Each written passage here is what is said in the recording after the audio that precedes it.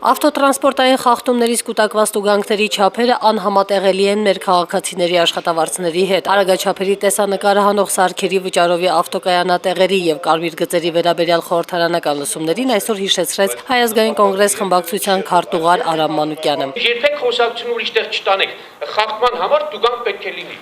Շատ պետք է լինի, խիստ պետք է լինի, բայց մեր գերատեսչությունների, մեր նախարարությունների մեծագույն թերությունը հետևյալն է։ Յուրաքանչյուր մտածում է իր գերատեսչությամբ փող հավաքել։ Բոլոր իրենց խնդիրների մեջ ճիշտ է,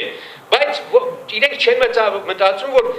թիրախը իրենց գործունեության քաղաքացին պետք է լինի լավ առումով, ոչ թե զոհը պետք է լինի։ Խորհրդարանական լսումները հրավիրվել են ոչ իշխանական 4 ուժերի նախաձեռնությամբ, որոնք առաջարկում էին այս հարցերով ստեղծել ժամանակավոր նոր հանձնաժողով։ Պաշտպանության, ազգային անվտանգության եւ ներքին գործերի մշտական հանձնաժողովի նախագահ Կորյուն Նահապետյանը այսօր թույլ չտվեց Հայ ազգային կոնգրեսի падգամավոր Նիկոլ Փաշինյանին հարց ուղղել արագաչափ լուսանկարահանող սարքավորումների տեղադրմամբ զբաղվող Security Dream ընկերության տնօրենին։ Պարոն Փաշինյան, մենք ունենք ընթացակարգ։ Խնդրում եմ Եթե կարելի ասեք ինչքան աշխատավարձ եք ստանում դուք Security